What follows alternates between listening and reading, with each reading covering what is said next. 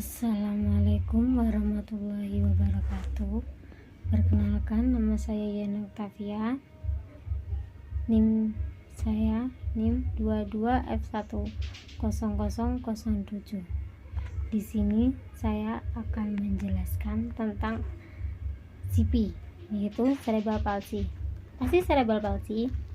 Cerebral palsy adalah gangguan neurologis pada perkembangan anak yang mempengaruhi koordinasi otot, gerakan tubuh, dan keterampilan motorik seorang anak. Keterampilan motorik adalah kemampuan bergerak sesuai arahan atau koordinasi. Motorik biasanya terpengaruh adalah keterampilan motorik halus, motorik kasar, dan fungsi motorik oral.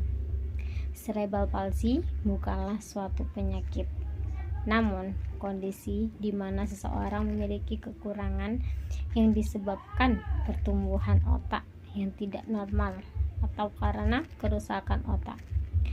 Degenerasi pada otak akan memiliki efek jangka panjang, di mana seseorang yang didiagnosa memiliki CP atau cerebral palsy akan memiliki kondisi tersebut seumur hidupnya. Namun, begitu CP bukanlah gangguan yang mengancam nyawa dan disebut sebagai gangguan non-progresif. Anak dengan cerebral palsy bisa hidup dengan baik hingga dewasa dengan pengecualian terhadap anak yang memiliki kasus yang parah. Setiap kasus cerebral palsy adalah unik yang setiap orang. Seseorang mungkin memiliki kelumpuhan total dan memerlukan perawatan konstan, sementara yang lain dengan kelumpuhan parsial mungkin memiliki tremor, gerakan kecil, namun hanya memerlukan sedikit bantuan. Motorik halus merupakan gerakan yang melibatkan bagian-bagian tubuh tertentu yang dilakukan oleh otot-otot kecil dengan menggunakan jari-jari tangan yang gerakan perlenggangan tangan yang cepat. Motorik kasar. Motorik kasar adalah penggunaan beberapa otot besar untuk melakukan sebuah gerakan. Kemampuan lokomotor termasuk berlari, meloncat, melompat, mendorong. Keterampilan manipulatif termasuk menarik dengan kedua tangan, melambungkan bola, menangkap, menendang. Oromotor merupakan dasar keterampilan makan.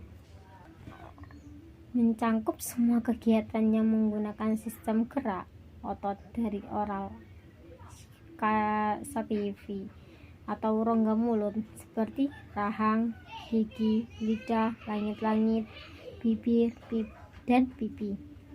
Termasuk juga koordinasi gerak di antara organ-organ mulut ini. Jenis cerebral palsy CP merupakan salah satu gangguan bawaan sejak lahir yang paling umum terjadi di masyarakat.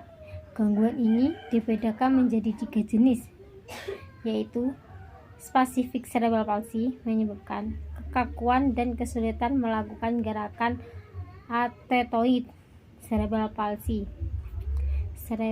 mengarahkan ke gerakan tak terkendali. Apaktik cerebral palsy menyebabkan masalah dengan persepsi keseimbangan karena cerebral palsy mempengaruhi kontrol otot dan koordinasi gerak tubuh. Kadang anak dengan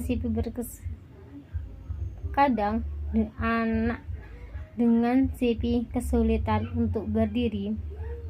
Anak dengan cerebral palsy atau CP juga terkadang memiliki permasalahan dalam pernapasan, sulit makan dan berbicara, serta gangguan pada kandung kemih dan kontrol usus. Penyebab cerebral palsy tidak selalu diketahui. Ada banyak kasus di mana dokter tidak mengetahui apa yang menyebabkan CP terjadi pada anak. Kebanyakan penyebab cerebral palsy adalah karena kerusakan otak yang terjadi sebelum atau selama kelahiran bayi.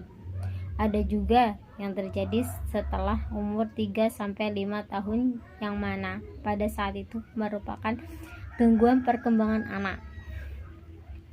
Kerusakan otak dapat terjadi karena banyak faktor, di antaranya infeksi, kelainan genetik, masalah kesehatan ibu, dan suatu hal yang mengganggu perkembangan otak normal. Kerusakan otak pada bayi juga dapat menyebabkan cerebral palsy. Bayi yang keracunan timbal karena meningitis bakteri dan beberapa sindrom bayi. Sindrom bayi juga memberi andil yang menyebabkan anak memiliki cerebral palsy. Kelahiran prematur juga dapat menjadi penyebab cerebral palsy. Bayi yang beratnya kurang dari 3,3 ton atau 1,510 gram memiliki resiko lebih tinggi dari CP dibandingkan dengan bayi yang memiliki berat normal.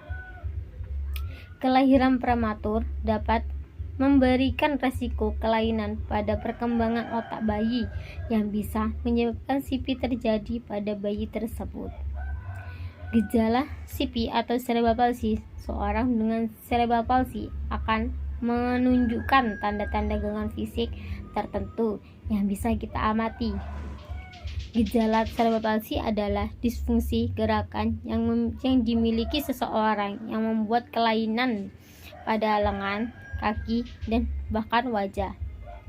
Ciri fisik ini bisa diperkuat jika orang tersebut kesulitan dalam menggerakkan anggota tubuhnya, kesulitan berbicara, atau bahkan hanya untuk berdiri. CP adalah gangguan yang mempengaruhi otot dan kemampuan seseorang untuk mengendalikan otot. Oleh sebab itu, orang dengan CP biasanya akan memiliki tungkai yang kaku dan merasa sakit ketika digerakkan secara paksa. Dia juga akan memiliki badan yang bergetar dan kadang mengeliat tanpa sebab yang pasti. Seseorang dengan cerebral palsy juga memiliki permasalahan dengan keseimbangan sehingga ia akan mengalami kesulitan saat ingin berdiri, duduk atau kegiatan yang lain membutuhkan keseimbangan tubuh. Apabila seseorang sudah pada tahap komplikasi, orang atau anak dengan cerebral palsy akan mengalami gangguan intelektual, kejang-kejang, gangguan pendengaran dan penglihatan. Klasifikasi CP. Menurut Baldwin, cerebral palsy dapat dibedakan sebagai berikut. Spasticity, atetosis, ataxia, rigidity. Penyebab CP. 1. Sebelum kelahiran, pendarahan waktu kehamilan, keguguran yang sering dialami ibu kelahiran prematur. 2. Saat kelahiran, menggunakan alat-alat pada waktu proses kelahiran, penggunaan obat bius pada proses kelahiran. 3. Setelah kelahiran, penyakit tuberkulosis, radang selaput otak, radang otak. Cerebral palsy. Pada anak-anak dengan cerebral palsy memiliki berbagai tingkat kecacatan fisik. Beberapa anak hanya memiliki gangguan ringan, sementara yang lain memiliki kasus berat. Kasus ini tergantung pada separah apakah kerusakan otak pada anak tersebut. Kerusakan otak yang disebabkan cerebral palsy pada anak juga dapat mempengaruhi fungsi otak lainnya dan menyebabkan masalah medis lainnya, seperti yaitu gangguan mata atau resiko kebutaan, gangguan pendengaran, gastroesophageal veluk atau sering meludah, kesulitan untuk berbicara, drooling atau ngeces, kerusakan gigi, gangguan tidur, osteoporosis atau tulang rapuh, masalah perilaku kejang, memiliki permasalahan komunikasi seperti mendengar dan berbicara, dan cacat intelektual banyak ditemukan pada anak dengan cerebral palsy. Cerebral palsy pada anak juga mengakibatkan anak membutuhkan kawat gigi atau kursi roda untuk mendukung aktivitas mereka. Mengobati cerebral palsy saat ini belum ditemukan obat untuk mengatasi cerebral palsy. Pengobatan cerebral palsy dapat dilakukan dengan terapi dan bantuan peralatan khusus. Terapi dapat diberikan bantuan dan meningkatkan kualitas hidup bagi mereka yang memiliki cerebral palsy. Pengobatan cerebral palsy menggunakan kawat gigi untuk membantu anak meningkatkan fungsi otot. Pengobatan lain untuk cerebral palsy adalah dengan bedah ortopedi yang dapat memperbaiki dislokasi pinggul dan skoliosis atau kelengkungan pada tulang belakang. Kita juga bisa membantu anak dengan cerebral palsy melalui makanan. Diet tinggi kalsium, fosfor, dan vitamin D akan membentuk tulang dan otot yang kuat. Memastikan anak-anak memiliki nutrisi yang tepat akan membantu mereka memperoleh tenaga dalam menjalani hidup sehari-hari. Apabila tingkat CP-nya parah, mungkin perlu mendapatkan tim profesional untuk memantau perkembangan anak. Tim profesional tersebut dapat terdiri dari dokter, terapis, psikolog, perawat, dan pendidik. Cerebral palsy adalah gangguan psikologis perkembangan yang sangat membutuhkan bantuan kita semua. Jadi, marilah kita peduli dengan individu yang memiliki cerebral palsy. Selanjutnya yaitu permasalahan dan kebutuhan anak tunadaksa. Mereka dengan gangguan gerak mengalami kesulitan gerak yang mengakibatkan tidak atau kurang fungsinya anggota tubuh atau kaki atau tangan, seperti anggota tubuh mengecil, kaku, layu, atau tidak tumbuh. Mereka dengan gangguan gerak juga ada yang mengalami kesulitan mengontrol gerak yang diakibatkan kerusakan pada struktur tulang, sistem saraf, otot sendi. Dalam kondisi ini, mereka dengan gangguan gerak ada yang mengikuti dengan kesulitan berbicara dan tremor atau gemetar. Bagaimana mengenali ciri mereka? Mereka dengan menggunakan gerak dapat kita kenali dengan melihat kondisi fisik mereka. Misalnya, tidak ada kaki atau tangan, baik keduanya ataupun salah satu. Kaki atau tangan bengkok, mengecil, lebih pendek atau tidak tumbuh. Mereka sulit duduk tegak. Mereka sulit bergerak dan sulit berpindah tempat atau posisi. Jika hendak berdiri, mereka harus bertumpu pada sesuatu.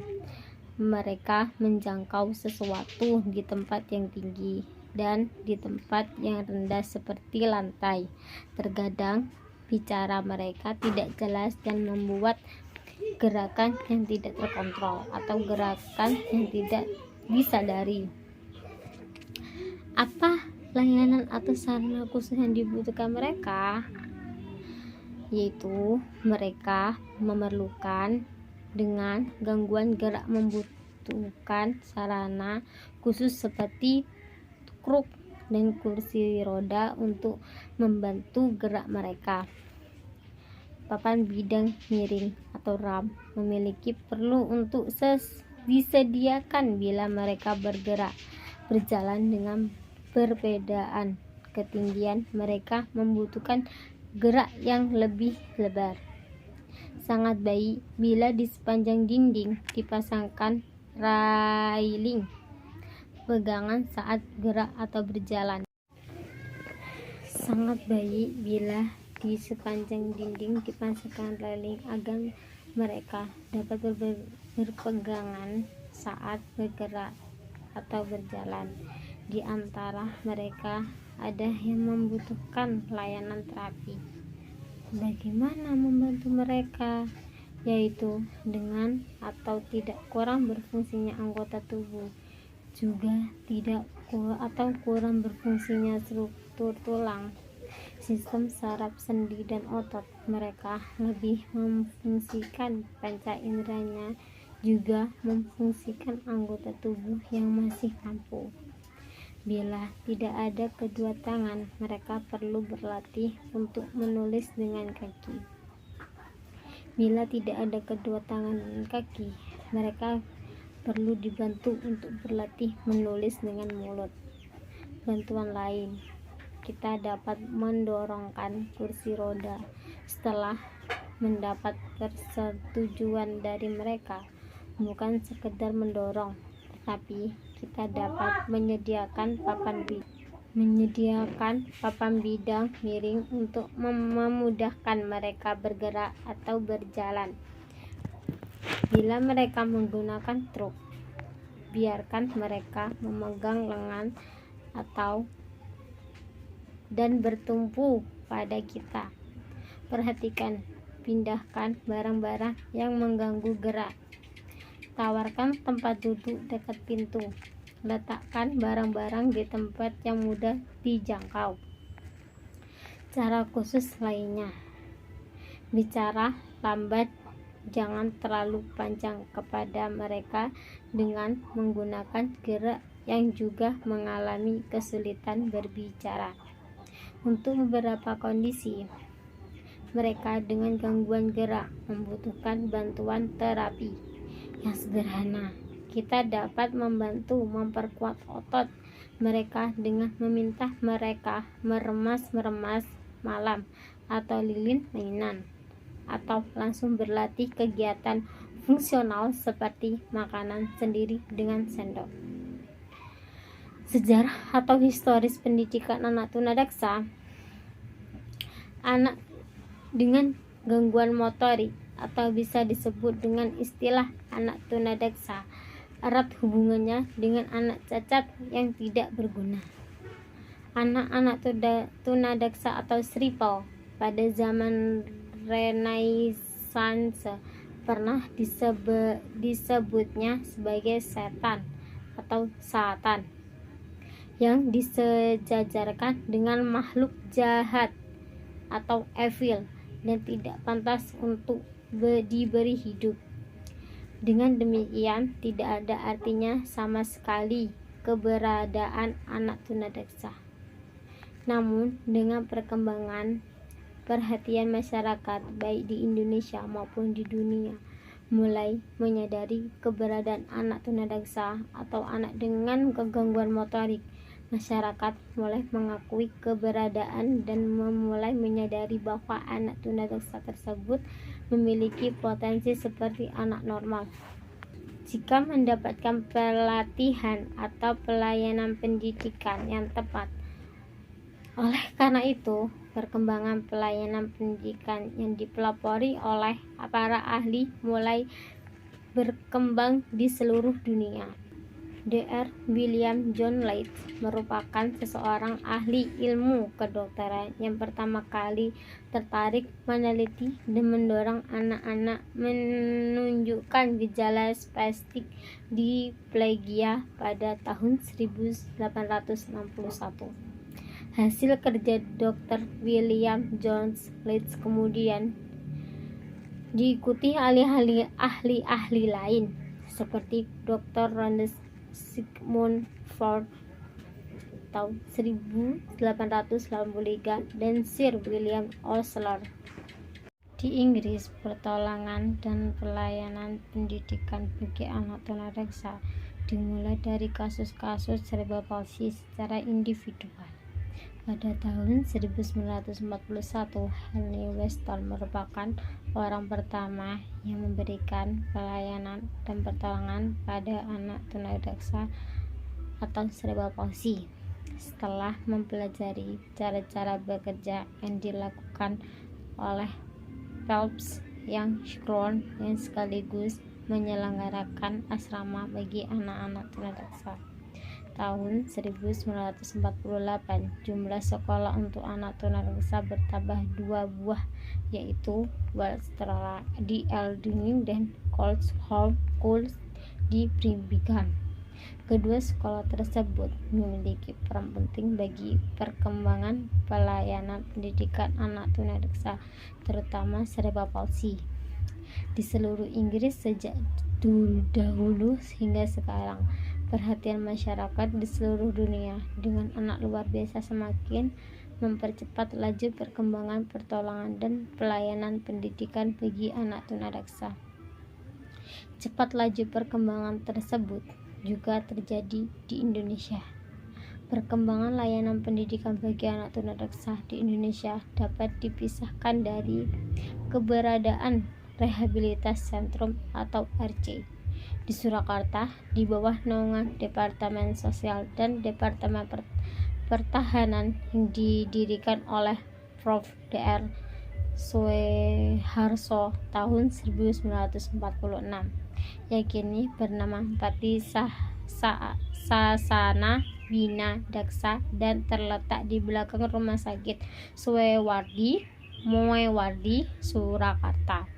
Pada mulanya, rehabilitasi sentrum atau panti sasana bina daksa ini memberikan perawatan dan rehabilitasi orang-orang dewasa yang menderita cedera pada anggota gerak akibat perang atau ex-pejuang, seperti organisasi ortopedi, pemberian alat bantu penguat tubuh, ortosis.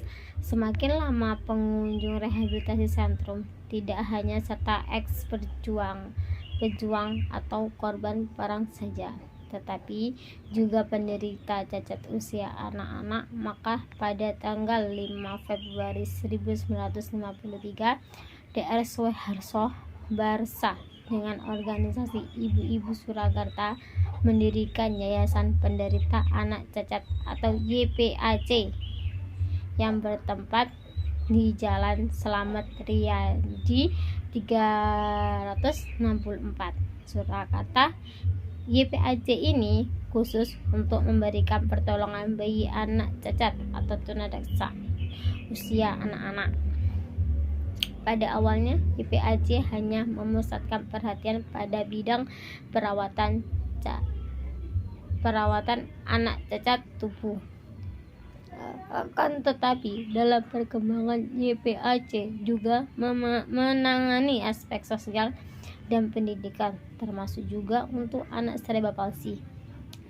YPAC yang berlokasi di Surakarta akhirnya membuka cabang di beberapa kota di Indonesia seperti Surabaya, Bandung, Semarang, dan Jakarta. Pada bulannya, YPAC yang berlokasi di Surakarta berstatus sebagai kantor pusat. Namun setelah kantor pusat YPAC dipindah di Jakarta, YPAC Surakarta berstatus menjadi cabang. Unit pendidikan yang dikelola YPAC sebenarnya tidak hanya anak-anak cerebral palsy, melainkan juga anak-anak cacat fisik lain seperti polio, musculus, distrofi, kongenital abnormali, dan lainnya. Menurut kurikulum SLB atau di tahun 1977 dan kurikulum SLBD yang disempurnakan tahun 1984, lembaga pendidikan yang khusus mendidik anak-anak tunadaksa atau sekolah luar biasa SLB bagian D terdiri atas 2 unit, yaitu SLBD unit polio dan SLBD 1 unit cerebral palsy. Perkembangan akhir menurut surat keputusan Menteri Pendidikan dan Kebudayaan Republik Indonesia nomor 0126 atau 1994 tentang kurikulum PLB 1994, maka satuan pendidikan yang menyelenggarakan pendidikan bagi anak-anak cerebral palsy termasuk PLB jenis kelainan ganda. Itu adalah penjelasan dari saya tentang cerebral palsy. Kurang lebihnya mohon maaf. Sekian dari saya. Wassalamualaikum warahmatullahi wabarakatuh.